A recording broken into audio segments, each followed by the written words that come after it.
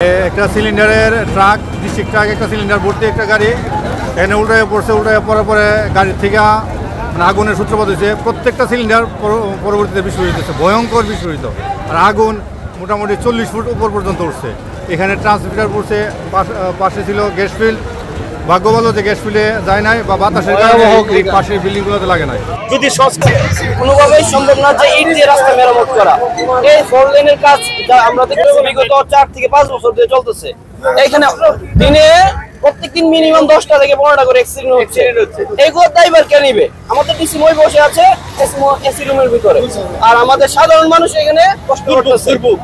ড্রামটা মনে হয় আপনার বালু দিতেছে রাস্তার মধ্যে, এই জন্য শব্দ দিতেছে।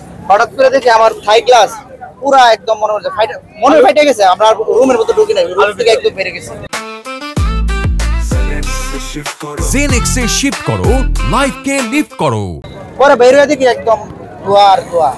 তো দীর্ঘদিন ধরে আপনার এই অবস্থা, রাস্তাটা কাঁচা হয়ে রয়েছে, বৃষ্টি হলে পানি জমে, ড্রাইভাররা দেখে না কাঁচা, এই জন্য গাড়ি উল্টায় থাকে, উল্টায় অ্যাক্সিডেন্ট হয়, মানুষ মারা যায়, পঙ্গু হয়, আত্মহত্যা, এই অবস্থা। আনুমানিক 4টা 20 মিনিটের দিকে আমরা খবর পাই। সেই খবরের প্রেক্ষিতে গতি সেবা ত্যাগের মূল মন্ত্র উজ্জীবিত হয়ে আমরা ঘটনাস্থলে আসি। ঘটনাস্থলে এসে দেখতে পাই যে একটি ট্রাক ভর্তি গাড়িতে অনেকগুলো গ্যাস সিলিন্ডার ছিল, আগুন দাউ দাউ করে চলছে এবং বেশ এক্সপ্লোশন হচ্ছে। যেখানে আমাদের বেশ চ্যালেঞ্জ ছিল, আমাদের ফায়ার ফাইটার যারা আছে, আমরা যারা আছি, তাদের সকলকে সেফ রেখে আগুনটা কন্ট্রোল করা আমাদের জন্য বেশ চ্যালেঞ্জ।